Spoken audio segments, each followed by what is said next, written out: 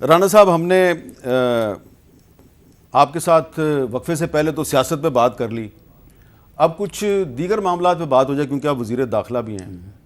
अभी कुछ दिन पहले आपके एक मतहत इदारे FIA ने एक सहाफ़ी को गिरफ़्तार किया, शाहिद असलम को।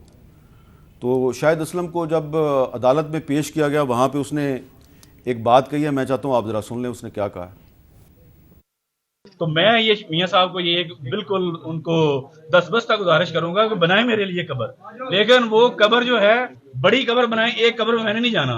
मैंने सारे जितने भी सरकश साफी हैं इस मुल्क में जो आज़ादी इजहार के लिए काम कर रहे हैं, जो इस मुल्क में फ्रीडम ऑफ एक्सप्रेशन की बात करते हैं, जो जमहूरियत की, जो आइन की, जो रूल ऑफ लॉ की बात करते हैं, उन सारे साफियों में चाहे वो हामिद मीर है, चाहे अंसार अब्बासी है, चाहे उमर चीमा है, एजाज सैयद है, मतीउल्लाह जहान है, या आमिर ज़िया है, या नदीम मलिक है, या आसमा शराजी है, शाहजेब खानजादा है, काशिफ अब्बासी है, जो भी है, ये फाद शहबाज है, जो सरकश साफी है, मैं चाहूंगा कि वो कब्र इतनी बड़ी बने, एक ही दफा सारे साफी उसमें धर दिए जाएं।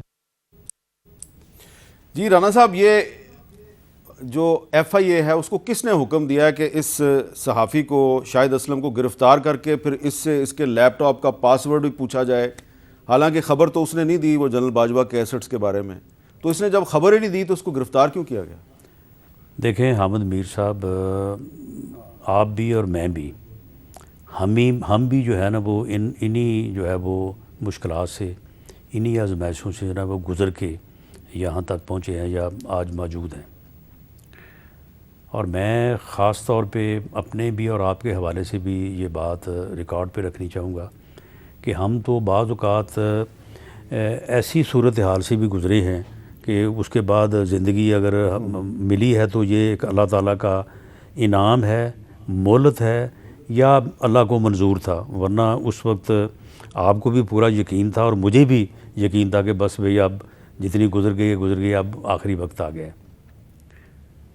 हमें कभी ये आज़ादी न किसी ने दी, ना हम हासिल करने में कामयाब हो सके कि हम इस दिलेरी के साथ कस्टडी में होते हुए ये बात कर सकें।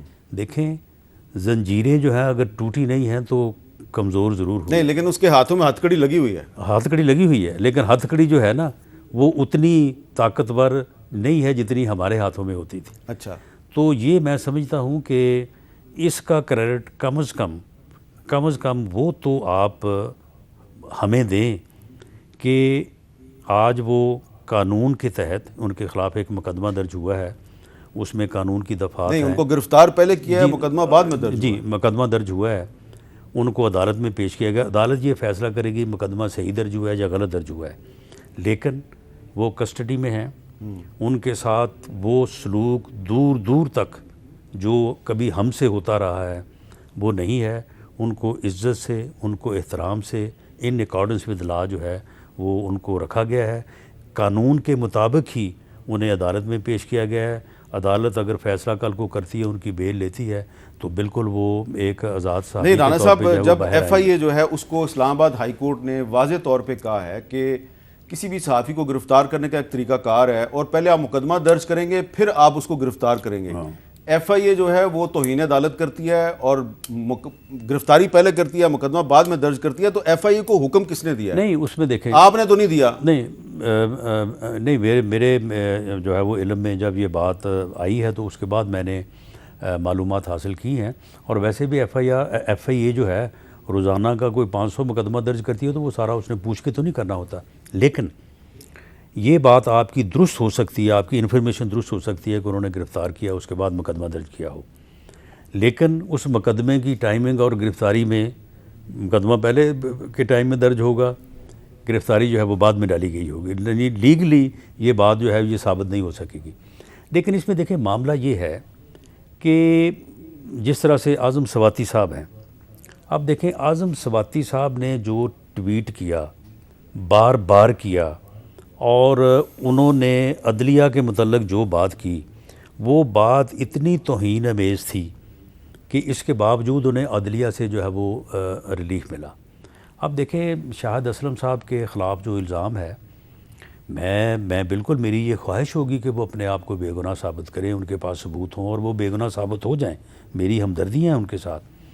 लेकिन मामला ये है कि एक यानी रिसेंटली आउट गोइंग जो आर्मी चीफ है उसके मतलब आप अगर कोई ऐसी चीज़ सामने लाएं या लाने की कोशिश करें जिससे वो पूरा अदारा जो है वो मलाइन हो, तो इसके ऊपर अगर कोई लीगल एक्शन होता है तो वो लीगल एक्शन इस हद तक कि लीगल एक्शन ही रहे, वरना इस मुल्क में तो बहुत कुछ होता रहा है। एक मेरा सवाल तो मैं समझता हूँ कि ये बात जो है ये भी हम जैसे लोगों के लिए ना काबिल तसल्ली होनी चाहिए। राना साहब एक छोटा सा सवाल, चलें आपने शाहिद असलम को सही गिरफ्तार कर लिया, मैं मान गया।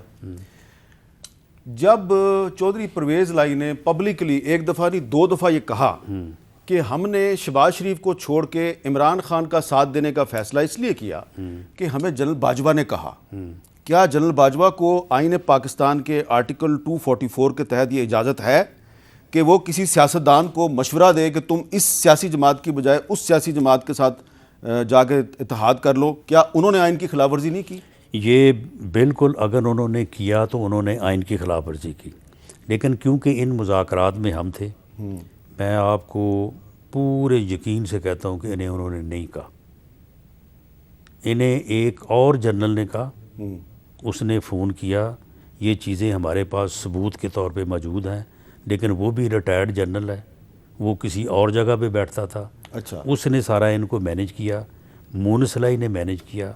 ये परवेज़ अलाई साहब, परवेज़ अलाई झूठा आदमी है, वो उसकी बात को आप इतना सच्चा ना समझे, लेकिन ये शायद लेकिन उसे जो है कमर जवेद बाजवा ने नहीं कहा चले कि तुम इधर चले जाओ। लेकिन राना साहब आप सुन लें, हाँ, बाजवा साहब को बतौर चीफ के जो उनको सहूलत या जो इन्फॉर्मेशन है उन्हें उस वक्त नहीं पता था जब हम इनके घर गए हैं, जब इनके साथ हम मुज़ाकरात कर रहे थे, जब ये वहाँ पे बैठ के हमारे साथ जो है वो जफियाँ डाल रहे थे, हमें मिठाई खिला रहे थे, दुआए खैर करवा रहे थे, उस वक्त बाजवा साहब को नहीं पता चला। जब ये मिठाई लेके जरदारी के शुक्रिया अदा करने गए हैं तो बाजवा साहब को उस वक्त नहीं पता था। उस वक्त वो अगर उन्होंने इसको उधर भेजना होता वो कहते कि बिल्कुल इनके साथ मुआहदा नहीं करना, ना इनके साथ दुआए खैर करनी है, जरदारी को मिठाई देने की कोई ज़रूरत नहीं है, चलो उधर चलो तुम बनी गल। राना साहब आप कैसे साबित करेंगे कि इमरान खान के दौर में भी FIA सहाफ़ियों को बगैर मुकदमे के गिरफ्तार करती थी, शहबाज शरीफ के दौर में भी यही कुछ हो रहा है, तो इमरान खान के दौर में और शहबाज शरीफ के दौर में क्या फ़र्क है? देखें, इसमें ये है कि एक तो मुकदमात जो हैं वो बिला जवाज़, पहली बात तो दर्ज नहीं होने चाहिए। अगर कोई एक फरीक या एक मुद्दई कहता है कि जी नहीं, मैं मेरा जो है वो मेरे ख़िलाफ़ ये मामला हुआ है और मेरा हक बनता है मेरे मुकदमा दर्ज किया जाए, उसकी तफ्तीश जो है वो मेरिट पे हो, इंशाअल्लाह ताला इस केस की भी मेरिट पे होगी। उसके अलावा जो मुलज़म जो है वो गिरफ़्तार हो, चलो गिरफ़्तार तो हो, लेकिन वो उस जो है वो यानी मामले से ना गुज़रे जिनसे हम गुज़रते रहे हैं। इज़्ज़त के साथ जो है जब हम गिरफ़्तार होते थे तो हमारी भी आपकी भी एक ही ख्वाहिश होती थी, हमारी फैमिलीज़ की ये ख्वाहिश होती थी कि जी टॉर्चर ना किया जाए। ठीक है, गिरफ़्तार कर लिया है, आप रखें गिरफ़्तार, लेकिन जो है ना ये ना हो। तो मैं समझता हूँ कि देखें आपकी जदोजहद ने या बाकी सियासी कारकुनों की जदोजहद ने, देखें वक्त के साथ साथ फ़र्क पड़ता है, फ़र्क तो पड़ा है।